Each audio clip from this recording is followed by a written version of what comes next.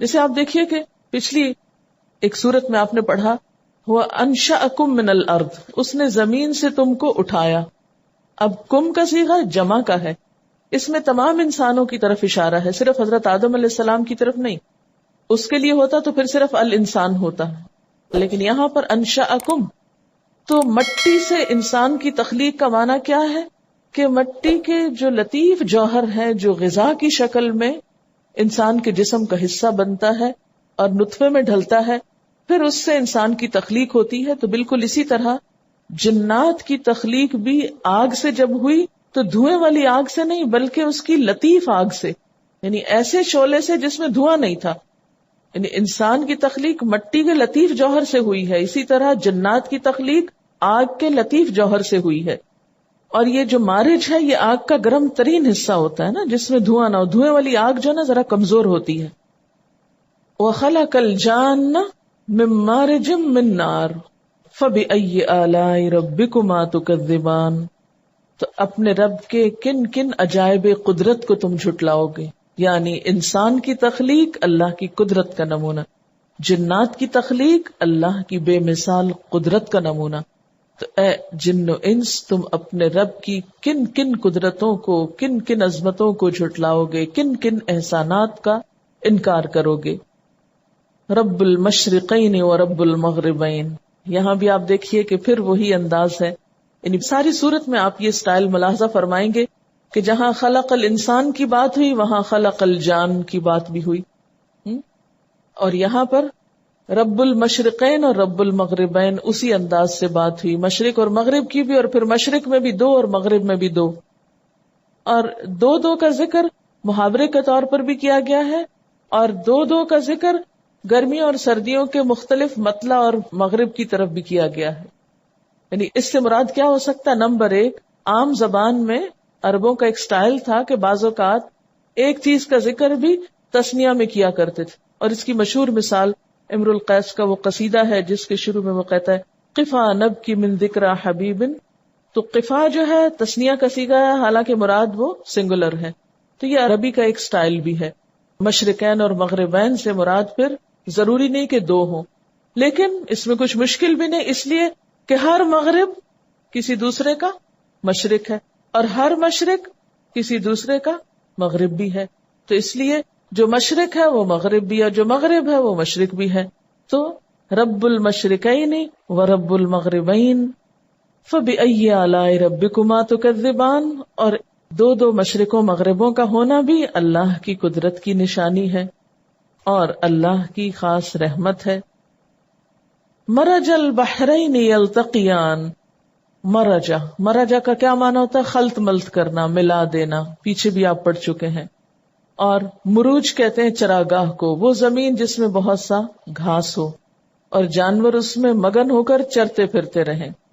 اور اسی لیے مرجا کا معنی بے قید اور آزاد چھوڑ دینے کے لیے بھی آتا ہے. اور یہاں معنی کیا ہے؟ چھوڑ دیا. مرجا چھوڑ دیا. البحرینی دو سمندروں کو، پھر تسنیہ کا صیغہ ہے، دو سمندروں کو اس نے چھوڑ دیا. یلتقیان باہم ملتے رہیں، یعنی آپس میں مل جائیں، گڈمڈ ہو جائیں. بینہما برزخ، ان دونوں کے بیچ میں برزخ ہے، ایک آڑ ہے، پردہ ہے. یعنی بظاہر اکٹھے بھی ہیں.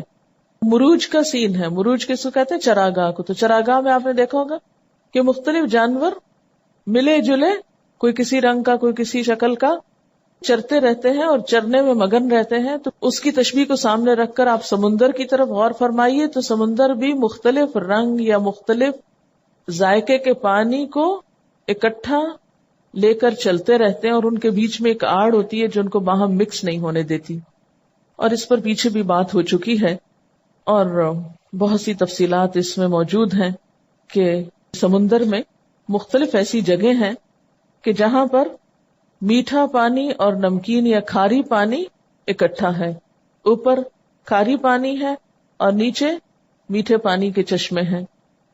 پھر اسی طرح جن مقامات پر میٹھے پانی کا دریا سمندر میں جا کے گرتا ہے وہاں بھی یہ مشاہدہ کیا گیا ہے کہ دور تک وہ پانی جاتا ہے، میٹھا الگ اور کھاری الگ رہتا ہے، اکٹھے نہیں ہوتے، حالانکہ بظاہر اکٹھے ہوتے ہیں. اور اللہ تعالیٰ کی یہ زبردست قدرت ہے عظیم نشان ہے اس کی قدرت کا کہ کھارے پانی کے محیط سمندر کے اندر بھی میٹھا پانی اویلیبل کر دیا، دونوں کو اکٹھا کر دیا. مرج البحرین یلتقیان بینہما برزخ لا یبغیان. یبغیان کا لفظ بے غین اور یہ سے کسی چیز کی طلب میں درمیانہ روی کی حد سے تجاوز کرنے کی خواہش، یعنی دونوں اپنی حدود سے آگے نہیں بڑھتے، ایک دوسرے میں گڈمنڈ نہیں ہونا چاہتے، اللہ کے مقرر کردہ راستوں پر حساب پر چلتے رہتے ہیں. فَبِأَيِّ آلَاءِ رَبِّكُمَا تُكَذِّبَانِ. پس اے جن و انس تم اپنے رب کی قدرت کے کن کن کرشموں کو جھٹلاؤ گے. یخرج منہما اللؤلؤ والمرجان. ان سمندروں سے موتی اور مونگے نکلتے ہیں. لؤلؤ موتی اور مرجان چھوٹے موتی یا پھر مونگے مراد ہیں. یعنی آسمان سے جب بارش ہوتی ہے تو سمندر کی سیپیاں اپنا منہ کھول دیتی ہیں اور جو قطرہ ان کے اندر جا پڑتا ہے اس کو بند کر کے پھر سمندر کی تہہ میں چلی جاتی ہیں اور سینکڑوں سال میں وہ پانی موتی میں بدلتا ہے، وہیں پر لہروں کے اندر ہلتے جلتے. تو یہ سب کچھ اللہ کی قدرت ہی سے ہوتا ہے. اچھا، بعض لوگوں کا خیال یہ ہے کہ یہ شاید صرف سمندر میں ہوتا ہے، تو یہاں پر اللہ تعالیٰ فرماتا نہیں، دونوں جگہ پر ہوتا ہے. یخرج منہما یعنی دریاؤں سے بھی اور سمندروں سے، دونوں جگہوں سے موتی مونگے نکلتے ہیں. اور یہ بھی معنی ہو سکتا ہے کہ یہ موتی میٹھے پانی سے بھی نکلتے ہیں اور کھاری پانی سے بھی. اور مرجان جو ہے یہ دراصل سمندر کا پودا سمجھے، جو ہوتا تو پتھر کی طرح سخت ہے لیکن پتھر کی طرح نہیں بنتا بلکہ نباتات کی طرح اگتا ہے. کورل سختی میں پتھر کی طرح ہوتا لیکن شکل میں پودے کی طرح ہوتا. خشکی کے پہاڑ تو ایک دم اللہ تعالیٰ نے رکھ دیے، لیکن سمندر کے اندر جو پتھر کی قسم کے مادے ہیں وہ باقاعدہ گرو کرتے ہیں. حیرت کی بات ہے نا، کس طرح پانی کا قطرہ موتی بن جاتا ہے اتنا ہارڈ، اور اسی طرح یہ کورل جو ہیں وہ پھیلتے چلے جاتے ہیں. یخرج منہما اللؤلؤ والمرجان.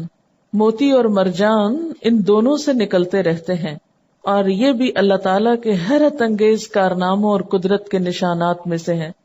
اور یہ جواہر اور موتی انسان کے لیے بطور زیب و زینت کے بھی استعمال ہوتے ہیں اور دیگر استعمال بھی ہیں، جیسے دوا وغیرہ بھی اس سے بنتی. فَبِأَيِّ آلَاءِ رَبِّكُمَا تُكَذِّبَانِ. بس اے جن و انس تم اپنے رب کی قدرت کے کن کن کمالات کو جھٹلاؤ گے. وَلَهُ الْجَوَارِ الْمُنشَآتُ فِي الْبَحْرِ كَالْأَعْلَامِ. اور اسی کے لیے ہیں جہاز جو اٹھے ہوئے ہیں، منشآت نشا ان سے ابھرنا اور بلند ہونا، نشو نما. جیسے انشأکم کا مطلب یہ نہیں کہ ایک دم تم نکل آئے زمین سے، بلکہ نشو نما پائی. تو یہاں بھی منشآت انشاء ان سے یعنی سطح سمندر سے اونچی اٹھی ہوئی کشتیاں، یا وہ کشتیاں جن کے بادبان جھنڈوں کی طرح اونچے جاتے ہیں اور دور سے بالکل پہاڑوں جیسی شکل نظر آتی ہے. کل آلام، آلام علم کی جمع ہے. علم اصل میں تو علامت کو کہتے ہیں جس سے کسی چیز کا علم ہو سکے، جیسے نشان راہ کا پتھر، فوج کا جھنڈا وغیرہ. تو چونکہ پہاڑ بھی اٹھے ہوئے ہوتے ہیں، دور سے نظر آتے ہیں، بعض اوقات کچھ علاقوں کے نشان ہوتے ہیں. مثلا اگر آپ نے کبھی پہاڑی علاقے کا سفر کیا ہو تو لوگ اس طرح رستہ یا اپنی جگہ یا ایڈریس بتاتے ہیں کہ ہم فلاں پہاڑ کے پاس ہیں. تو پہاڑ جو ہیں وہ اللہ کی قدرت کی نشانیوں میں سے بھی ہیں. علام علم نشانی کو کہتے ہیں نا، اور لوگوں کے لیے بھی جگہ معلوم کرنے کے نشان ہیں یا پہچان کا ذریعہ بھی ہیں. اور یہاں پر کشتیوں کو یا خاص طور پر بادبانی کشتیوں کو پہاڑ سے تشبیہ دی گئی. اگر آپ بادبانی کشتی کو دیکھیں تو اس کی جو اٹھان ہوتی ہے یا جو سٹائل ہوتا ہے وہ اسی طرح پہاڑ کی چوٹی کی طرح ہوتا ہے. اور ایک معنی یہ بھی کیا جا سکتا ہے کہ جس طرح زمین پر خشکی پر پہاڑ اونچے اونچے ہوتے ہیں، اسی طرح پانی کے اوپر بڑے بڑے جہاز پہاڑوں کی طرح نظر آتے ہیں. یعنی سطح زمین پر پہاڑ اٹھے ہوئے ہیں جس طرح، اسی طرح سمندر کے اندر کشتیاں پہاڑوں جیسی شکل رکھتی ہیں. فَبِأَيِّ آلَاءِ رَبِّكُمَا تُكَذِّبَانِ. تم اپنے رب کے کن کن احسانات کو جھٹلاؤ گے، کیونکہ یہ کشتیوں کا چلنا جو ہے یہ اللہ تعالیٰ کے خاص احسانات میں سے ہے. کیونکہ وہ چلتی ہیں تو رزق ایک جگہ سے دوسری جگہ پہنچتا ہے، انسانوں کے سامان ایک سے دوسری جگہ ٹرانسپورٹ ہوتے ہیں. فَبِأَيِّ آلَاءِ رَبِّكُمَا تُكَذِّبَانِ، بس اپنے رب کے کن کن احسانات کو تم جھٹلاؤ گے. ان ساری نعمتوں کا ذکر کرنے کے بعد اللہ سبحانہ وتعالیٰ فرماتے ہیں کل من علیہا فان، ہر چیز جو اس زمین پر ہے فنا ہونے والی ہے، سب کچھ ختم ہونے والا ہے. فان اصل میں فانی تھا، یعنی بالکل معدوم ہو جانے والا، جیسے کبھی بنا ہی نہ ہو. ہاں ایک چیز کبھی فنا نہیں ہوگی اور وہ ہے اللہ رب العزت کی ذات. وَيَبْقَى وَجْهُ رَبِّكَ ذُو الْجَلَالِ وَالْإِكْرَامِ، اور باقی رہے گا تیرے رب کا چہرہ یعنی تیرے رب کی ذات، ذو الجلال والاکرام، جو جلیل و کریم ہے، بزرگی اور اکرام والا ہے. ایک روایت آتی ہے کہ آپ نے فرمایا الظو بیا ذا الجلال والاکرام، اور الظو کا لفظ جو ہے یہ الزاز سے مشتق ہے جس کا معنی ہے لازم پکڑنے کے. تو حدیث کا مطلب یہ ہے کہ اپنی دعاؤں میں یا ذو الجلال والاکرام کو یاد رکھو اور ان الفاظ کے ساتھ دعا مانگا کرو، کیونکہ وہ اقرب الی القبول ہے، یعنی اس سے قبولیت ہوتی ہے. جیسے ہم کہتے ہیں نا یا اللہ یا رب العالمین، اسی طرح دعاؤں میں یا ذو الجلال والاکرام کا لفظ بھی استعمال کرنا چاہیے، کیونکہ یہ بھی اللہ تعالیٰ کی خوبصورت ترین صفات میں سے ہے کہ بزرگی اور اکرام و عزت والا رب، اس کو کوئی فنا نہیں. فَبِأَيِّ آلَاءِ رَبِّكُمَا تُكَذِّبَانِ، تو تم اپنے رب کے کن کن کمالات کو جھٹلاؤ گے. یعنی دنیا کے فنا ہونے کے بعد اللہ تعالی کا نظام عدل پھر ایک دفعہ حرکت میں آئے گا. جس طرح دنیا کی تخلیق کے وقت شامل تھا، اسی طرح مرنے کے بعد دوبارہ جب انسان پیدا ہوگا تو پھر اس کے نظام عدل کے تحت جزا سزا کا عمل شروع ہوگا، یوم الحساب ہوگا. اور اس حساب کتاب پر اللہ کا شکر ادا کرنا چاہیے تاکہ ہر محنت کرنے والے اور ہر کوشش کرنے والے کو اس کی کوشش کا بہترین بدلہ مل سکے. یسألہ من فی السماوات والارض، اسی سے مانگتے ہیں، اسی سے سوال کرتے ہیں وہ سب جو آسمانوں اور زمین میں ہیں. کل یوم ہوا فی شأن، ہر آن ہر روز وہ نئی شان میں ہے. مراد اس سے یہ ہے کہ ہر چیز اپنی ضروریات پوری کرنے کے لیے اسی کے آگے ہاتھ پھیلائے ہوئے ہے، اسی سے سوال کر رہی ہے. تو پھر انسان کو مانگنے کے بعد مایوس نہیں ہونا چاہیے، مانگتے رہنا چاہیے. اگر کوئی دعا ایک دن قبول نہیں ہوتی تو دوسرے دن ہو جائے گی، کیونکہ اس کی ہر روز ایک نئی شان ہے. یہاں یہ لفظ جو اردو میں شان استعمال ہوتا ہے، عربی میں شأن کے طور پر استعمال ہوگا. شان کا معنی عربی میں مختلف ہے، اور ہر روز کا مطلب کیا ہے؟ ہر وقت، ہر آن وہ نئی شان میں ہے، یعنی ہر آن اس کا ایک نیا کام ہے. اللہ کے فیصلے، اس کے ارادے، اس کے سوا کسی کو معلوم نہیں.